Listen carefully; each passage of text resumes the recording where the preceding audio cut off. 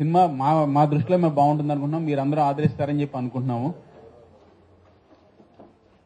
ఇందులో మీరు చూసేది ఒక హీరోయిన్ అని మీరు చూడండి, అందరూ క్యారెక్టర్స్ ని చూస్తారు.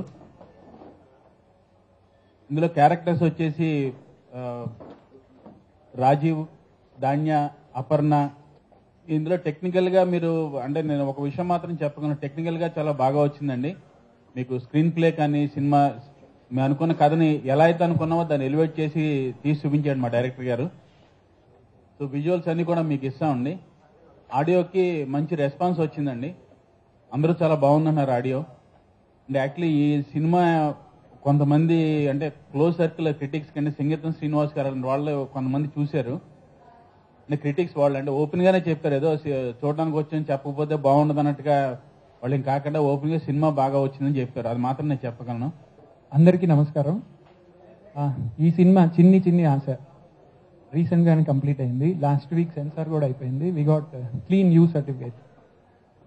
ఎక్కడ ఆడియో కట్టు విజువల్ కట్టు ఏమీ లేకుండా క్లీన్ యూ సర్టిఫికేట్ ఇచ్చారు. Complete family entertainer. ఇంటిల్లిపాది చిన్నపిల్లల దగ్గర నుంచి పెద్దవాళ్ళ వరకు అందరూ కలిసి హ్యాపీగా చూడదగ్గ సినిమా. ఎక్కడ ఏ రకమైన ఎంబరాస్మెంట్ ఏమీ ఉండదు. మీరు పోస్టర్ చూస్తే ఒకసారి అక్కడ 3 బాల్కనీస్ లో 3 కపుల్స్ ఉంటారు.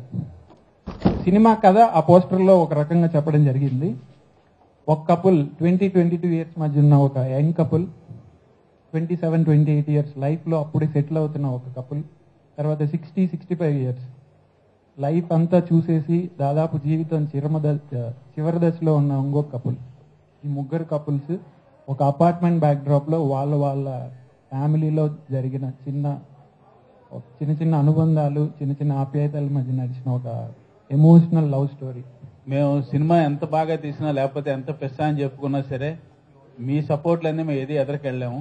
సో తప్పకుండా మీ సపోర్ట్ కావాలని చెప్పి మీ సపోర్ట్ ఇస్తారని ఆశిస్తున్నాము. మా వల్ల ఏమైనా అయితే చెప్పండి, నేను చేయగలిగింది కూడా ఏమైనా సొసైటీకి చేయగలిగింది ఏమైనా ఉంటే మీ ద్వారా అది కూడా చేస్తాను. నేను my sincere request to all the media friends, media సోదరులందరికీ ఇది నా రిక్వెస్ట్. ఇది తర్వాత ఇంకొకటి ఏంటంటే మేము రిలీజ్కి ముందర అందరికీ కూడా సోదరులందరికీ మీడియా సోదరులందరికీ నేను షో వేద్దాం అనుకుంటున్నాము. అంటే రెగ్యులర్ గా మేము మీడియా వాళ్ళు మీకే చూపించేయకుండా మీరు జనరల్గా ఎప్పుడు బయట ఉంటారు, మీ ఫ్యామిలీస్ మీతో పాటు ఫ్యామిలీస్ కూడా టెక్కెళ్ళి చూపిద్దామని చెప్పి. ఎందుకంటే వాళ్ళనే ఇంటర్వ్యూ చేయాలి. ఇది ఒకటి మాత్రం రిక్వెస్ట్, అందరూ దృష్టిలో పెట్టుకోండి. మీ ఫ్యామిలీస్తో వచ్చి సినిమా చూసి వాళ్ళనే మీరు ఇంటర్వ్యూ చేయాలి. ఇది మా రిక్వెస్ట్. రెగ్యులర్ ఏదైనా పర్లేదు, వాళ్ళు తప్పు చెప్పినా నేనే ఎవరిని ఇన్ఫ్లుయెన్స్ చేసేది లేదు ఇందులోను. వాళ్ళు ఏది చెప్పినా సరే అది ఓకే మాకు.